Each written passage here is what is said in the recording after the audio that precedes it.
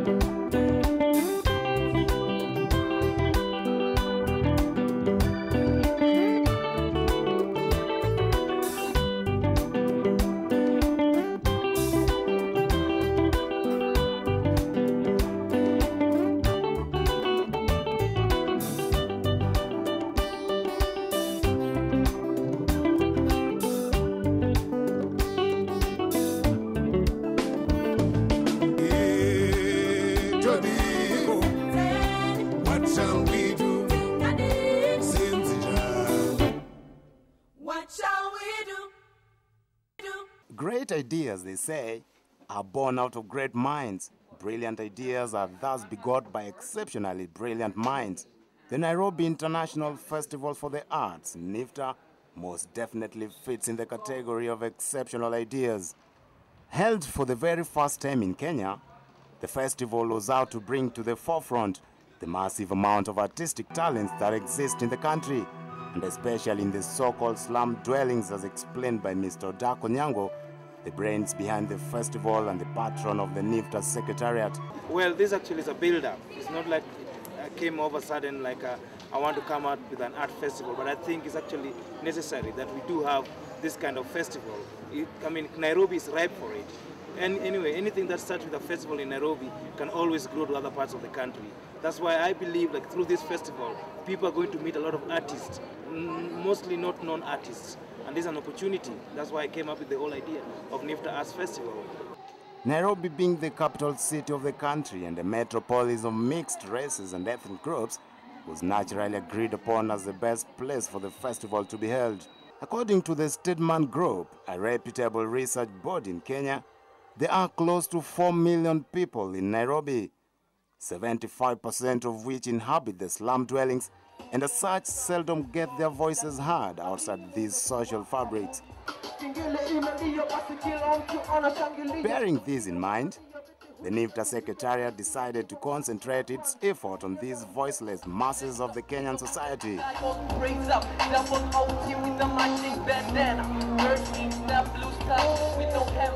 In that regard, the event that was slated to run for 4 days from the 23rd to 26th of August, so both its second and third days being allocated to performances in 3 major slum areas.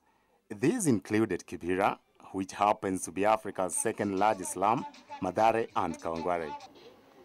Yours daughter, Precious Talia, posted in a wooden boxer, 6 feet deep the graveyard.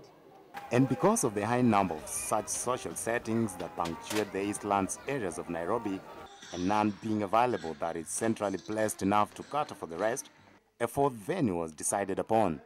And even though not situated in a slum, the Save Our Souls Children Village SOS in Buruburu provided a central and convenient venue for the residents of Eastlands.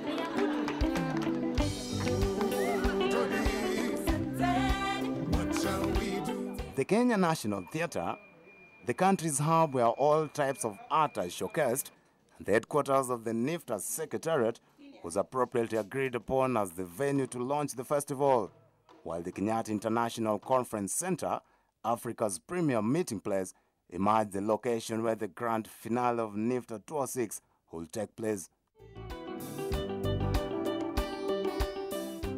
In order to hype the event and probably test its popularity, a pre-festival concert was held at the sprawling Roma Estate 3 days prior to its beginning.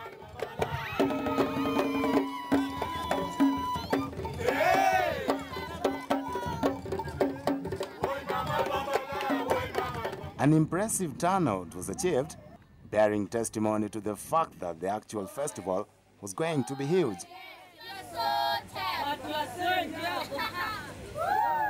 The groups that were called upon to perform on the opening day did not disappoint either. They delivered their very best from these young dancers who moved the multitude with their prowess at traditional dances.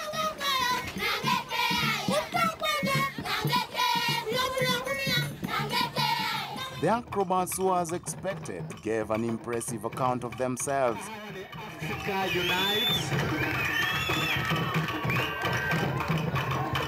While these traditional dancers nailed every little detail as far as such form of artistry is concerned.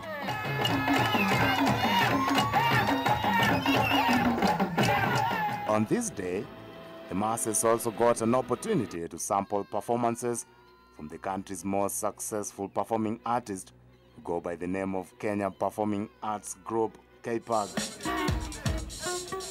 Needless to say, they relished it.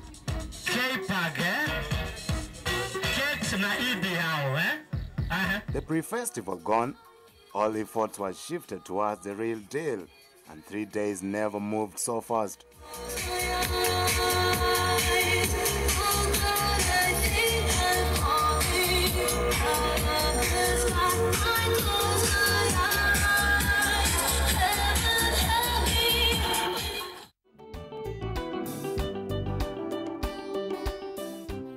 The day had come, and the upbeat mood at the Kenya National Theatre, the venue for the launch of NIFTA 2006, was palpable.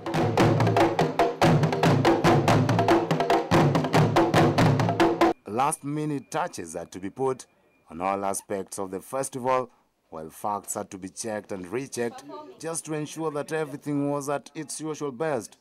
Outside of the grounds, a crowd was building up, while inside the auditorium, final rehearsals were being carried out in readiness for the event. Expectations never reign so high, as confessed the patron. Not that I have a lot of expectations, but for me this is a very important occasion. For the first time, we're going to have Nairobi International Art Festival, in which every year we're going to have it repeated again and again. And then this being the first Nairobi International Art Festival is very important for us. He was, however, not without complaints, especially concerning the sponsorship of a festival that was involving the entire country and several other nations. If you look the real basic ground, people are really happy about this. And maybe the corporates think like this festival is not their target audience. But again, if that's not their target audience, who is? The arrival and presence of dignitaries from several countries, including Ambassador of Israel, the Deputy Ambassador of Netherlands, also the main sponsors of NIFTA 2006, the UNHCR representative, among other honorable guests, helped foster home the fact that the festival was truly an international affair. Guest artists from Rwanda, Burundi and India also bore testimony to one fact, that art is without doubt a universal phenomenon.